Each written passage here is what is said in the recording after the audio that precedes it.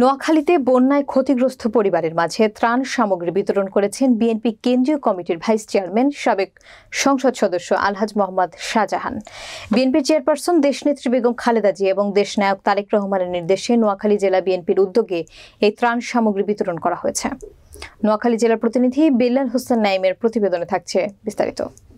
শনিবার সকাল থেকে দুপুর পর্যন্ত নোয়াখালী পৌরসভার 9টি ওয়ার্ড ও 3টি ইউনিয়নের 8,000 পরিবারের মাঝে তিনি এই ত্রাণ সামগ্রী বিতরণ করেন। বিএনপি কেন্দ্রীয় কমিটির ভাইস চেয়ারম্যান সাবেক সংসদ সদস্য আলহাজ মোহাম্মদ শাহজাহান বলেছেন, বৃহত্তর নোয়াখালীর সব পানি নিচে। বিগত সরকার পানি নিষ্কাশনের জন্য কোটি কোটি টাকা খরচ করেছে, কিন্তু নামে না। এটা কি নদীর জোয়ারের পানি? এটা ইন্ডিয়ার পানি। জোয়ারের পানি আসে আবার নেমে যায়, কিন্তু বৃষ্টির পানি রোধ না হলে সহজে নামবে না। তিনি আশ্রয়কেন্দ্রে আসা মানুষের বিএনপির দলীয় নেতাকর্মীদের পক্ষ থেকে সর্বাত্মক সাহায্য করার আশ্বাস দেন। এ সময় উপস্থিত ছিলেন জেলা বিএনপি সাধারণ সম্পাদক অ্যাডভোকেট আব্দুর রহমান, সদর উপজেলা বিএনপি সাধারণ সম্পাদক ভিপি জসিমউদ্দিন, সদর উপজেলার স্বেচ্ছাসেবক দলের সাধারণ সম্পাদক অ্যাডভোকেট আবুল কালাম আজাদ সহ অনেকে।